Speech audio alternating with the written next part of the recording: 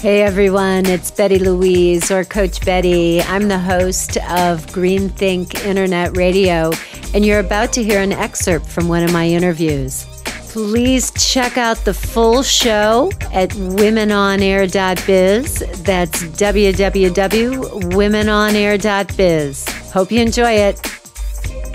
So I invited you on the show, as I've told the listeners, because I think you paint such a beautiful picture, one of where I think we need to go in terms of our nutrition and how we eat.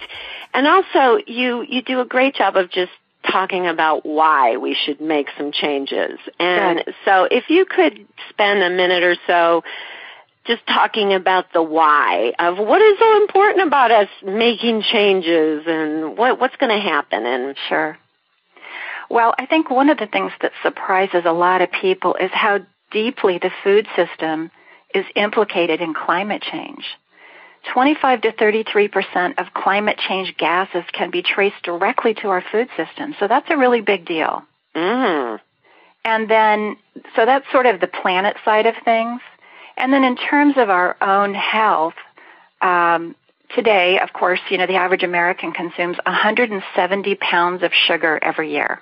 That's everybody. Wow. And the thing that always gets me is I'm not eating some, so somebody's getting my share too. Yeah. So 170 pounds per person? Is that what you're saying? Yeah. Yes. Yeah, that's a lot. Lots of sugar. Oh, yeah. 150 years ago, it was 10 pounds of sugar per person per year. Wow. So what's so bad about sugar? Oh, well, it's implicated in all of the big, bad, ugly diseases, of course, so heart disease, diabetes, all of the degenerative diseases you can trace directly back to sugar. So, what also surprises a lot of people is that those diseases that we're talking about were virtually unknown 150 years ago. Wow. We just sort of take it for granted that they're going to get us. But really, this is a relatively new phenomenon, and it directly relates to our food system. Yeah, and so just this one thing, sugar. Well, if we could control that a little bit more, absolutely. things would be better. Yes.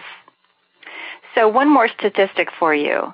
Americans today spend more on fast food than on movies, books, magazines, newspapers, videos, and recorded music combined.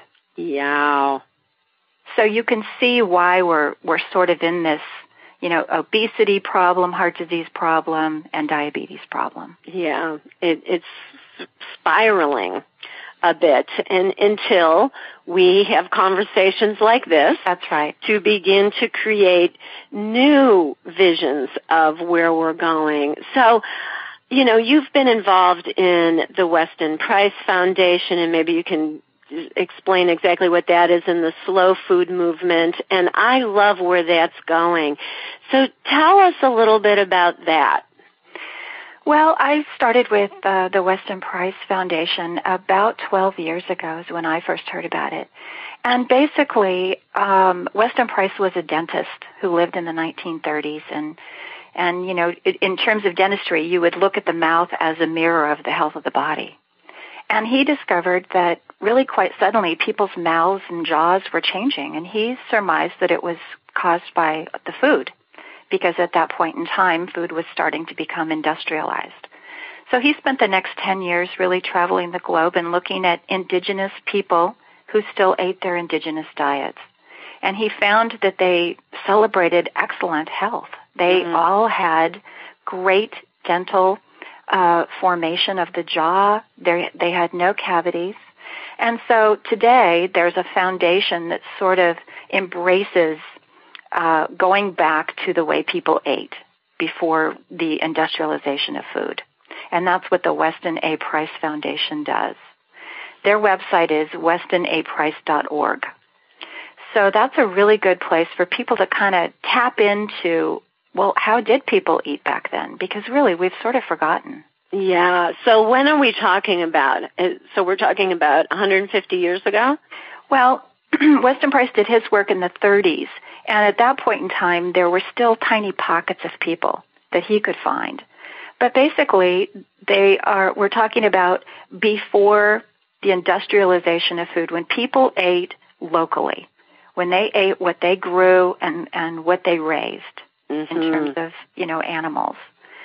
So, we've come so far away from that. Yeah, growing our own food, going out into the yard to get our tomatoes and make our salad. That's right, or trading with someone who did.